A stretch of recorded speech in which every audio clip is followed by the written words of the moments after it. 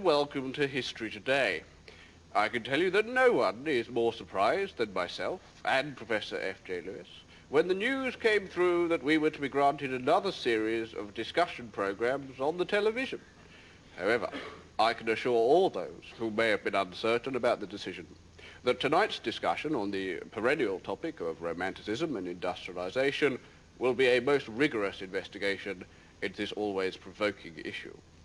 Professor F.J. Lewis, I wonder if we may begin by talking about the ways in which this period saw the beginning of social disintegration. Indeed. The collapse of the extended family meant that for literally thousands of women, the only way of supporting themselves was to turn to prostitution. There are several accounts of this, but perhaps the most harrowing is My Life as a Prostitute, a first-person account by a woman who, being very ugly and suffering from scrofula, could not charge very much for her services, and so was compelled, alas, to perform all sorts of degrading sexual acts with over 100,000 men.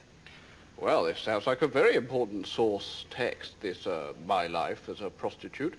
I wonder, is there a modern edition of the publication? Yes, it's Weidenfeld and Nicholson, second edition, price £27.99. That's My Life as a Prostitute by Your Mum.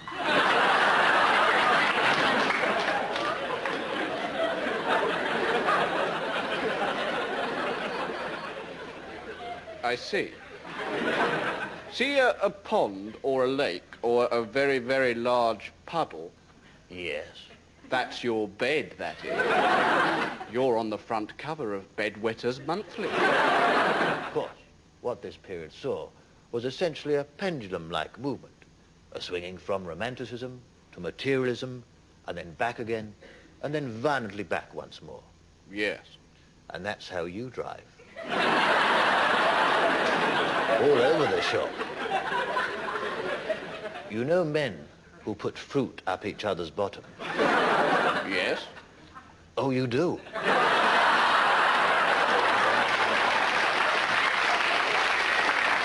You know them. They're your friends. You've said it.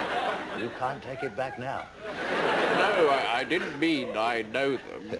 Well, that's what you said. You shouldn't have said it. See a pair of 3D glasses which you get free with TV Quick, and they've got like an orangey bit and a green plastic bit on each eye, and they don't fit properly. Has the green piece come off slightly and it's sort of hanging off? Yes, and there's some writing on the side where someone has tested a biro on it. Yes. That's your Ray-Bans, that is. That's your cool shades. Oh, hi, girls. Tom Cruise here.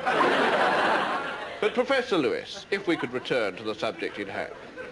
I was reading an interesting piece the other day. No, you weren't.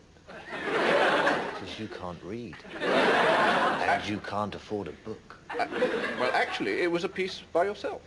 A rather fine piece in the Historical Inquirer. I was very impressed by it. Oh. Were you? Thank you. I was particularly moved by a section on page 35 about the advancement of Scottish radicalism. I'd like to read from it, if I may. I'd be honored.